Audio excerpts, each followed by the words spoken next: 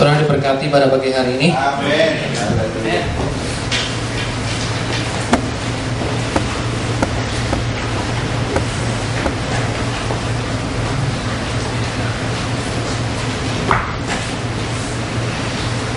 Apa kabar semuanya? Baik.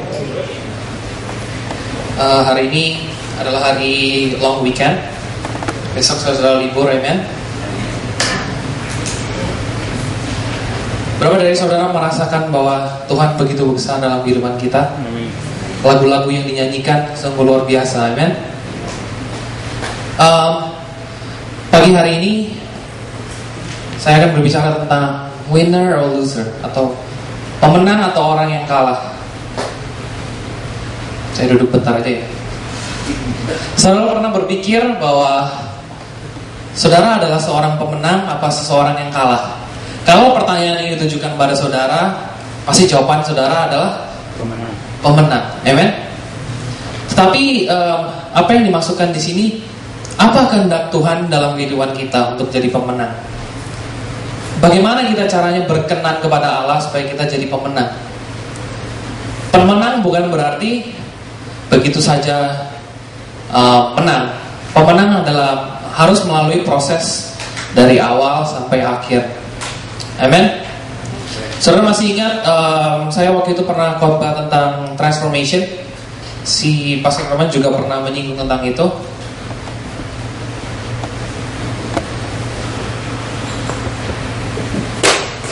Di Roma 12 ayat 2, janganlah kamu menjadi serupa dengan dunia ini, tetapi berubahlah oleh pembaharuan budimu, sehingga kamu dapat membedakan manakah kehendak Allah, apa yang baik, yang berkenan kepada Allah, dan yang sempurna. Ketiga ini, kehendak Allah, apa yang baik, yang berkenan, dan yang sempurna. Apa yang saudara harus lakukan? Saudara harus memberi $1.000 untuk Tuhan. Nggak dikatakan di sini. Saudara harus menuruti semua perintah Allah. Nggak dikatakan di sini. Saudara harus tiap kali berdoa harus nangis kayak orang gila. Nggak dikatakan di sini. Apa yang dikatakan di sini?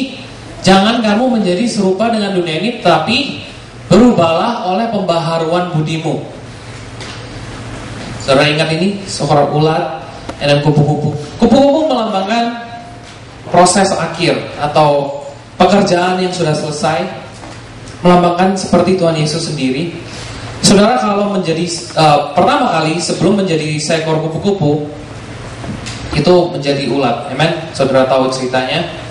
And then itu melalui proses, and then Anda menjadi seorang kupu-kupu. Seorang kupu-kupu adalah hasil akhir atau final yang gak akan berubah menjadi apa-apa lagi. Melambangkan kemuliaan Tuhan yang tidak terselubung, karya Tuhan Yesus yang sudah selesai, kemuliaan Tuhan Yesus yang semakin besar di dalam kehidupan kita. Itu merupakan melambangkan bagaimana kita untuk mengenal kehendak Allah, mengetahui apa yang baik, apa yang berkenan, dan apa yang sempurna. Jadi Anda harus berubah akal budi Anda, jangan seperti dunia ini. Saya sudah pernah katakan bahwa Tuhan Yesus sendiri yang mengubah Anda. Anda bukan ciptaan yang lama, melainkan Anda ciptaan yang baru. Ciptaan yang baru itu apa, saudara? Kasih Tuhan Yesus begitu besar, kasihnya, pengorbanannya yang gak perlu dikorbankan lagi. Amen. 2 Korintus 3 ayat 18. Kita semua mencerminkan kemuliaan Tuhan dengan muka yang tidak terselubung, dan karena kemuliaan Tuhan itu datangnya dari Tuhan yang adalah Roh, maka kita diubah menjadi serupa dengan gambarnya dalam kemuliaan yang semakin besar. Saudara percaya bahwa Anda adalah ciptaan yang baru? Anda sudah dilahirkan baru. Anda ingat khotbahnya Pastor Norman, Efesus 1. Terpujilah Allah dan Bapa Tuhan kita Yesus Kristus, yang dalam Kristus telah mengaruniakan kepada kita segala berkat rohani di dalam surga. Segala berkat rohani di dalam surga telah diberikan dalam kehidupan kita.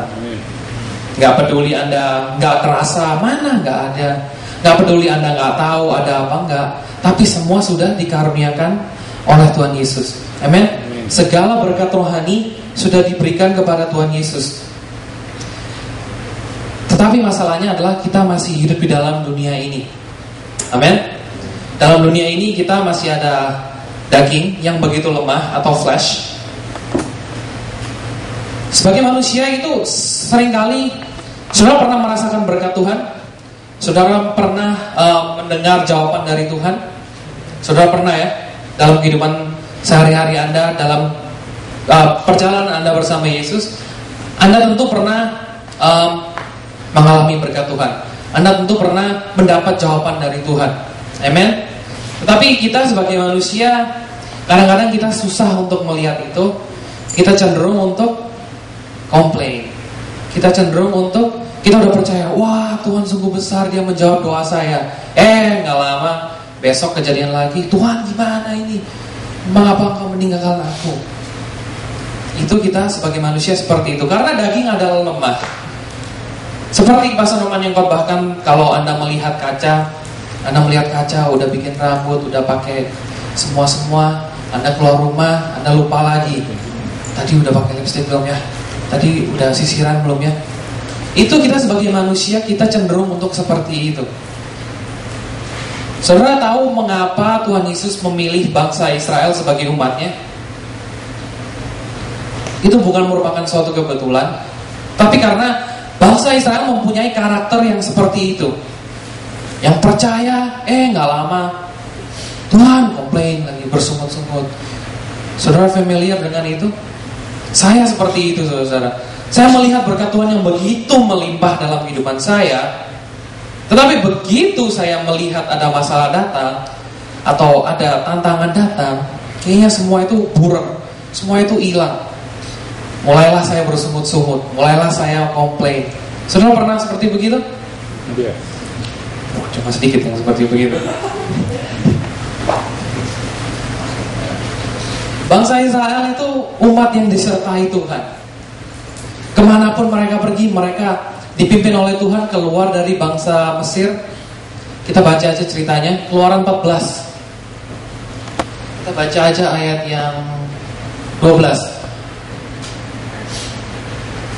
Ayat 11 ya. Dan mereka berkata kepada Musa, apakah karena tidak ada kuburan di Mesir, maka engkau membawa kami untuk mati di padang gurun ini? Apakah yang kau perbuat ini terhadap kami dengan membawa kami keluar dari Mesir? Bukankah ini telah kami katakan kepadamu di Mesir, janganlah mengganggu kami dan biarlah kami bekerja pada orang Mesir, sebab lebih baik bagi kami untuk bekerja pada orang Mesir daripada mati di padang gurun ini. Ayat yang ke-14.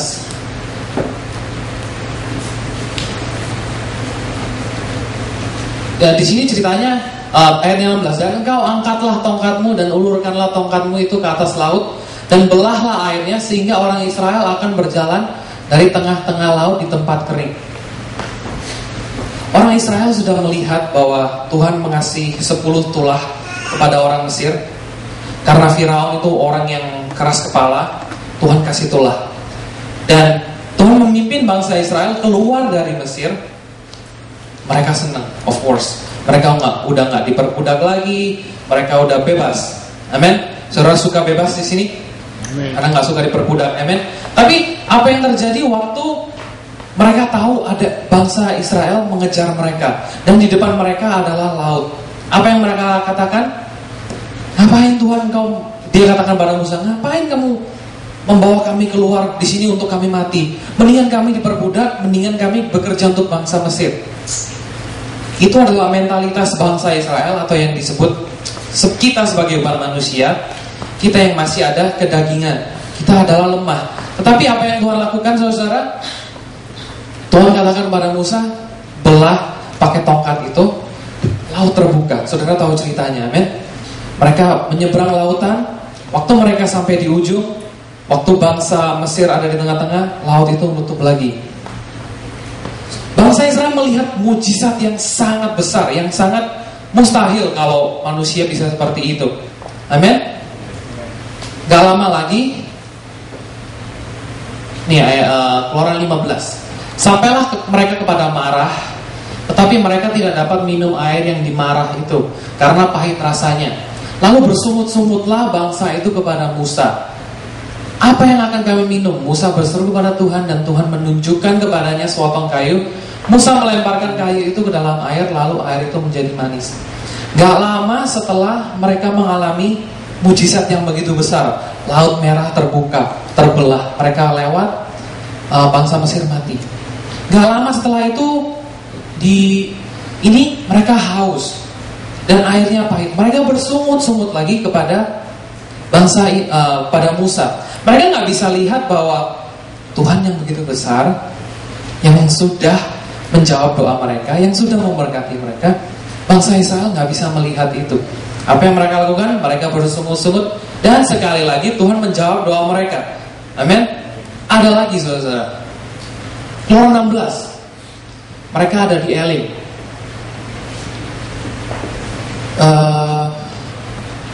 Dan mereka kelaparan di sini. Mereka apa yang mereka lakukan? Bersungut-sungutlah segenap jemaah Israel kepada Musa dan Harun. Kalau kami mati tadinya di tanah Mesir oleh tangan Tuhan, ketika kami duduk menghadapi kuali berisi daging dan makan roti sampai kenyang. Sebab kamu membawa kami keluar ke padang gurun ini untuk membunuh seluruh jemaah ini dengan kelaparan. Orang yang keras kepala, bangsa yang keras kepala. Percaya nggak percaya, kita sebagai manusia kita seperti ini. Tuhan sudah mengatakan, aku memberkati engkau, korbanku cukup sekali untuk selama-lamanya, kau akan memperoleh hidup yang kekal kalau engkau percaya. Tapi apa yang kita lakukan? Kita percaya. And then gak lama lagi bersungut-sungut lagi, Tuhan ngapain kau memberkati aku lahir baru begini tapi untuk kehidupan yang seperti ini? Inilah bangsa Israel saudara. Tapi sekali lagi Tuhan mencurahkan kasih karunia-Nya, Tuhan mencurahkan berkatnya pada bangsa Israel. Dia dikasih roti mana. Amin. Suatu jawaban yang sangat luar biasa. Ada lagi saudara. Ternyata banyak saudara. Di Bukit Horeb mereka juga kehausan. Ayat yang ke-6. Maka aku akan berdiri di sana di depanmu, di atas gunung batu di Horeb. Haruslah kau pukul gunung batu itu dan dari dalamnya akan keluar air, sehingga bangsa itu dapat minum. Demikianlah diperbuat Musa di depan mata tua-tua Israel. Sekali lagi mereka kehausan. Dan sekali lagi mereka, mengapa pula engkau memimpin kami keluar? Kata-kata yang selalu sama saudara. Mengapa engkau memimpin kami keluar? Supaya ujung-ujungnya kami mati di sini. Mengapa? Dan Tuhan selalu menjawab dengan berkat yang luar biasa. Amin. Untuk saudara ketahui, ini adalah sebelum Musa mendapat 10 perintah Allah, sebelum 10 Commandments. Kasih karunia Tuhan sungguh begitu besar kepada bangsa Israel. Begitu bangsa Israel haus, Tuhan selalu menjawab. Lapar, Tuhan menjawab. Ini Tuhan menjawab. Ini Tuhan menjawab. Itu adalah Tuhan Yesus kita. Amin. Tetapi ada sesuatu yang terjadi saudara.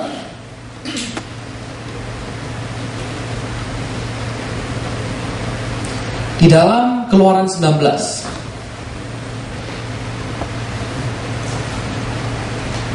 Ini adalah sesuatu yang sangat berbahaya. Kalau Anda cuma ngomel, Tuhan masih tetap baik untuk menjawab. Amin.